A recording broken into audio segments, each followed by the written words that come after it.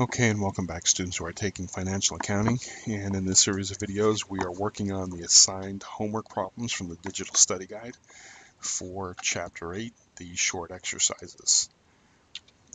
Note, accounting is about understanding the concepts and then applying that understanding to the situation at hand.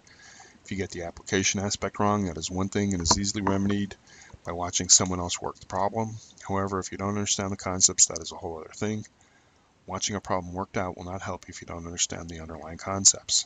Go back and study the text material again and watch the theory videos. If you still don't understand the concepts, then either email or telephone an instructor to get help with that understanding. Right, so let's see here. Yeah, 8-9. Right, straight line depreciation. And again, in this, if you watch the theory video, if you go to the business group on the student community, under the business group, the math for business / application section has the theory for all of these here depreciation methods.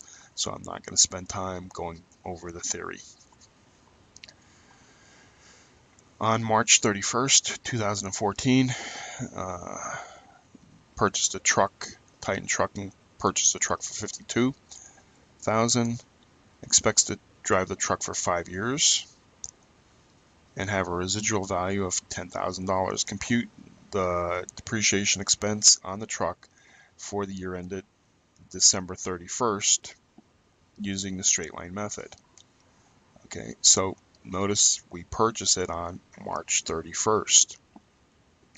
$452 for 5 years at $10,000, but we're going to the end of the first year.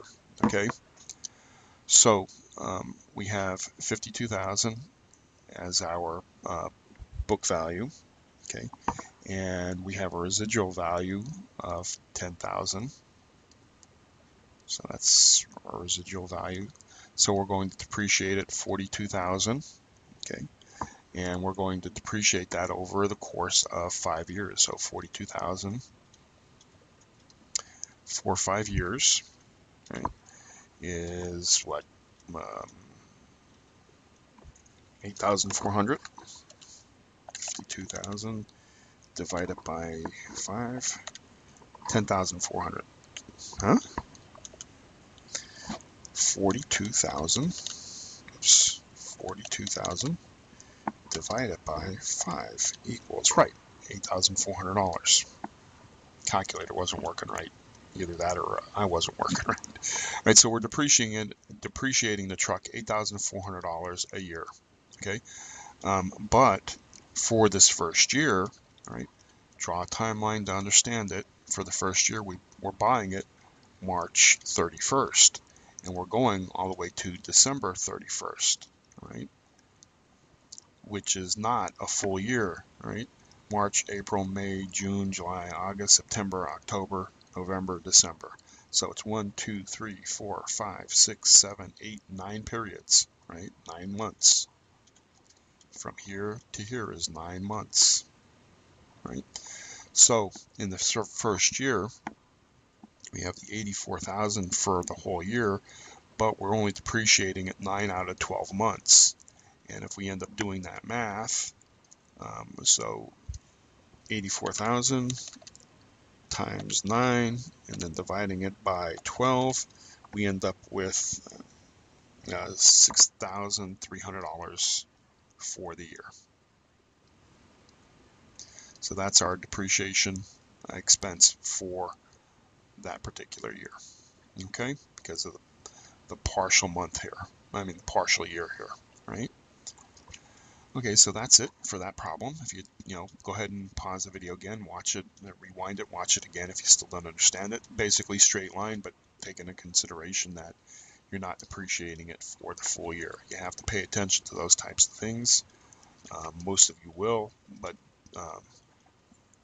some of you will just go and say, oh, I know how to do straight line depreciation, and you'll get to this 84,000 and stop there. Okay, you have to pay attention to everything. Right, 8-10. On January 1st, Harry's Hot Dogs purchased a hot dog stand for $120,000 with an estimated useful life of 10 years and no residual value. Suppose that after using the hot dog stand for 4 years and straight-line depreciation, the company determines that the stand will remain useful for only 4 more years. Record Harry's Hot Dogs depreciation expense on the hot dog stand for year 5 by the straight-line method. Okay, so basically what we're doing here, and this was covered in the text material and in the theory videos for this chapter, I went into a little bit more explanation about the change in useful life. When you have an asset where you decide to change the useful life, basically what you're doing is you've depreciated it for a certain period of time, and then you have a book value at that moment in time, and now you're going to change the useful life. Well, then you treat that change based upon that book value, and you end up recalculating your depreciation, going forward. Okay, so that's the theory behind it. Go back and watch the theory video for this chapter, which kind of like covers it. Okay, right. So it's bought on January 1st. Okay, so we're going to consider this to be let's see, a full year, right? So they're buying it for $120,000 for 10 years and no residual value. Okay, right. So for straight line, I have $120,000, and I'm dividing that by, since I have no residual value, that's my book value, and I'm dividing it by the 10 years, which means I end up having $12,000 per year for depreciation. So for years 1 to 4, my depreciation amount is going to be $12,000. Right? Now, since I've depreciated it, he's depreciated for 4 years, right? So 4 years times the 12,000 means he's depreciated it $48,000 over that period of time, right? Now, we're going to have the change in useful life. So how much, the question you ask yourself is what is the book value at that moment in time? Well, the book value was the 120,000 less the 48,000 in depreciation, right? And that ends up being 72,000 is my book value at that moment in time. Okay, at the end of 4 years, year 4. Okay, so now that I have 72,000 as my new book value, and it says here it will remain only useful for 4 more years. Well, now I take the 72,000 and I do the straight line depreciation for the 72,000. So I have 72,000 and I divide it by the 4 more years, which gives me 18,000 per year, right? That's how much I'm going to depreciate for years 5 through 8, $18,000 for those remaining years. Okay, that's it for that one. If you didn't understand that, again, go back and watch the theory video for this chapter, and pause and rewind this and work through the numbers again to get a better understanding. And if you still don't understand, feel free to contact an instructor.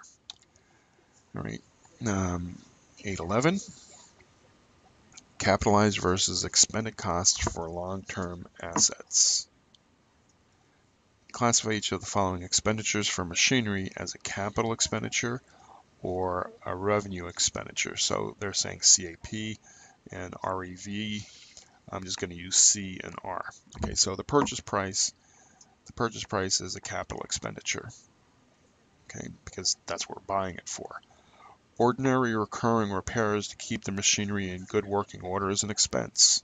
So that's revenue and expenditure. Lubrication of the machine before it is placed in service. That's a capital expenditure. Remember, It's when you buy an asset, you pay a certain dollar amount, and then anything you have to do, repairs or whatever have you, for a dollar amount that you put into it in order to be able to get it useful,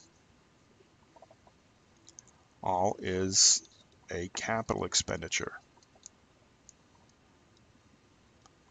But once it's put into service, and meaning, we repaired it in order to get it to be able to, be able to use. Once we put it into service, then that becomes a revenue expenditure. Okay. So in the case of lubing here, okay, so they're lubricating the machine before it is placed into service. Well, if it's before it's placed into service, it ends up being a capital expenditure. But periodic lubrication of the machinery after the machine is placed in service is a revenue expenditure. Okay. Right now, a major overhaul to extend useful life by 3 years. That is a capital expenditure. Okay. Let me see. It was ordinary expense. What was the? Give me one quick second while I flip open the book.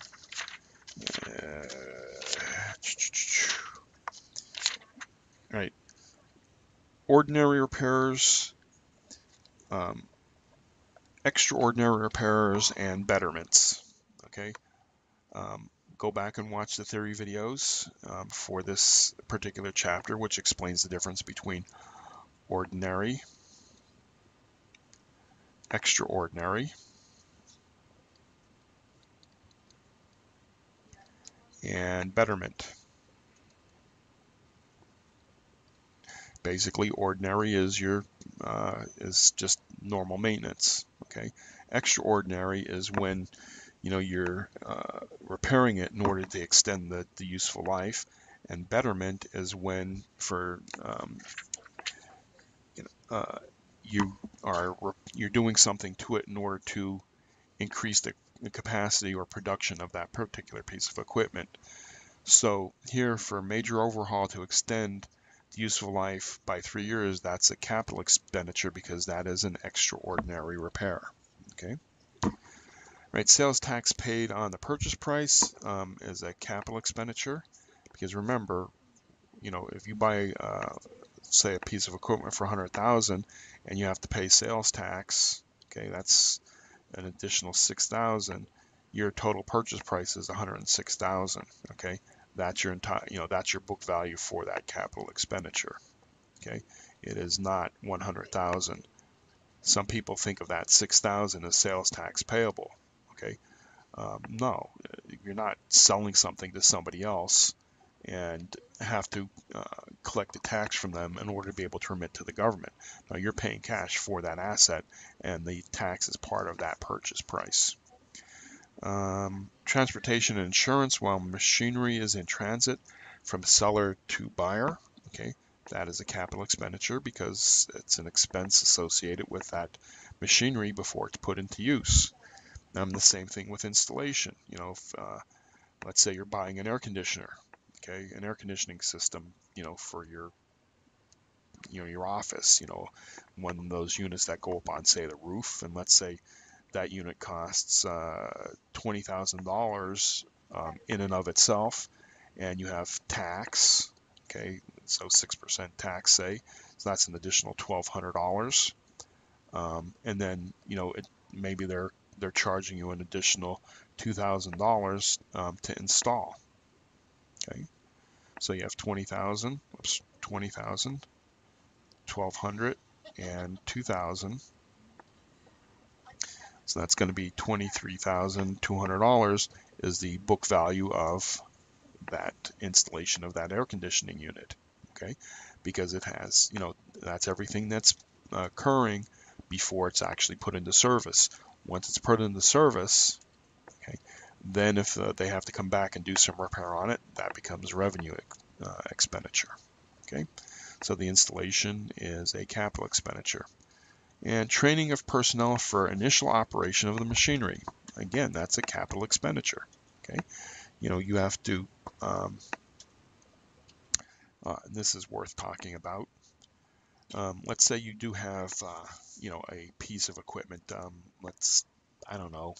I don't know much about construction equipment, but let's just say a bulldozer. Okay, and I'm just going to pick this out just because it seems to work. Now, let's say that bulldozer costs $100,000, and to make things simple, 6% in tax, so that's an additional $6,000. And let's say there is a $5,000 shipping to get it to you. Okay, and then so that's 100,000, 6,000 for tax, 5,000 for shipping. So we're up to 111,000. But we also need training on it. And now pay. And the reason why I'm pointing this out and I'm taking the time here to do this, okay, is because let's say you have 5 employees, and I'm just going to make it numbers simple so that it's easy to understand. And let's say each employee gets paid $10 an hour for 40 hours a week, right? So $10 an hour for 40 hours a week is $400. And you have 5 employees that are going to be trained, so that's $2,000 of payroll expense. Now, let's say that this training is going to occur from, say, the first week of July, right?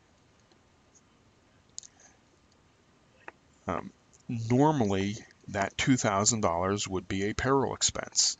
So if I had revenue of, say, 100,000, and I had expenses of 45,000, okay, my profit or loss for the month of July would be 55,000, okay, and that would include this here. That would include this here $2,000 into this $45,000 of expenses, okay, because we're treating it as a normal payroll expense. However, and this is where this is the whole gist of me taking the time to do this. Because of training of personnel, this here $2,000, right? Come on, this here $2,000 is not a revenue expenditure. Okay, it's a capital expenditure because we need to train the people how to run the bulldozer, and it's going to take all week, right? So this here $2,000 would be part of the capital expenditure. So my capital expenditure is going to end up being 113,000. And the reality is if by taking this here $2,000 as an expense and not booking it as an expense, okay, what I have is my expense for that month will be 42,000. I'm sorry, 43,000. Sorry, it's going to be 43,000. So my profit for the month is not 55,000; it's 57,000. Okay.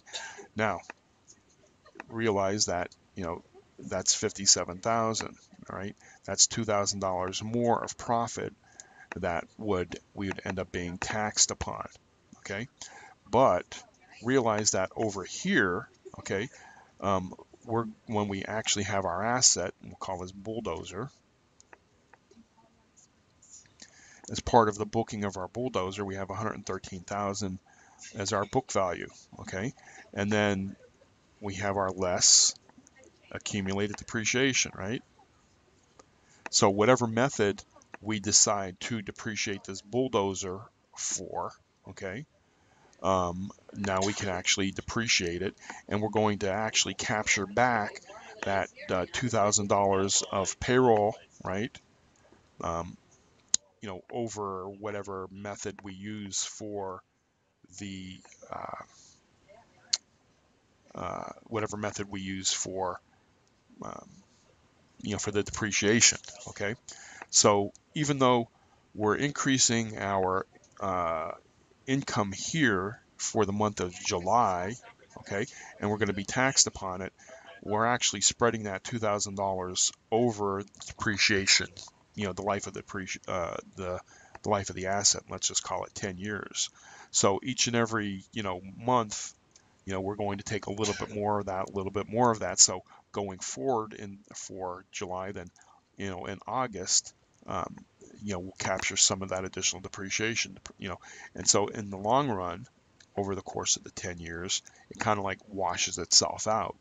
But when you're looking at it and immediately, and I used an example here trying to keep the numbers easy to understand. I just want you to be able to be aware that for training of personnel for the initial operation of the machinery, normally that would be payroll is normally a part of our revenue. It's a normal expense. But if you capture it as capitalization, that is the effect that it's going to have on your books. Okay, so I know I went into a little bit more than what this here particular problem asked for, but realize that in the back of my head, and this is where you should be striving to get to, that you understand all the concepts and all the relationships, and the effects it's each and everything that you do has on your books, period, and how you do your analysis and so on and so forth. I mean, what I'm showing you here, is just the difference, what happens between, my balance sheet and my income statement, but realize that it also affects your ratio analysis of your books and things like that. So, okay, enough of me babbling about this. Again, that was, if you had gotten to the point where you had said this was capitalized, okay, that's fine. That's all you needed to know. And then everything after that was just a little bit more to fill out your knowledge or to give you a little, a better understanding of, what happens and why you're doing it. So that's it for the end of this video, and I will see you in the next one for problem 8-12.